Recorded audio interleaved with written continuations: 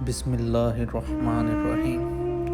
انہوں نے ابن عباس رضی اللہ تعالیٰ عنہ سے کلام الہی لا تحرک الخ کی تفسیر کے سلسلے میں سنا کہ رسول اللہ صلی اللہ علیہ وآلہ وسلم نزول قرآن کے وقت بہت سختی محسوس فرمایا کرتے تھے، اور اس کی علامتوں میں سے ایک علامت یہ تھی کہ یاد کرنے کے لیے آپ اپنے ہونٹوں کو ہلاتے تھے۔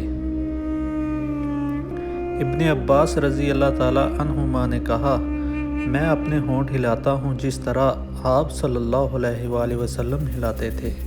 سعید کہتے ہیں، میں بھی اپنے ہونٹ ہلاتا ہوں جس طرح ابن عباس رضی اللہ تعالیٰ عنہما کو میں نے ہلاتے دیکھا۔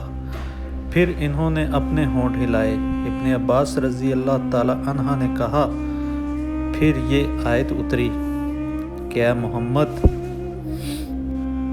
قرآن کو جلد جلد یاد کرنے کے لیے اپنی زبان نہ ہلاؤ، اس کا جمع کر دینا اور پڑھا دینا ہمارا ذمہ ہے۔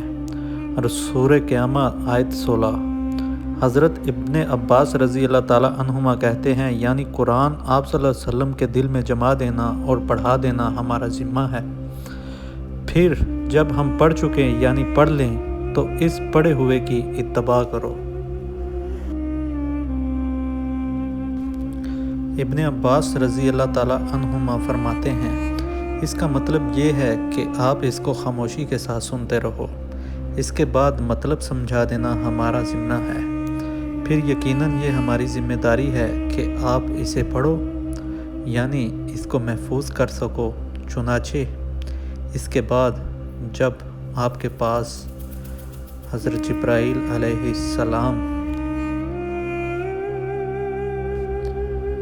وحی لے کر آتے تو آپ توجہ سے سنتے، جب وہ چلے جاتے تو رسول اللہ صلی اللہ علیہ وسلم اس وحی کو اس طرح پڑھتے جس طرح جبرائیل علیہ السلام نے اسے پڑھا تھا۔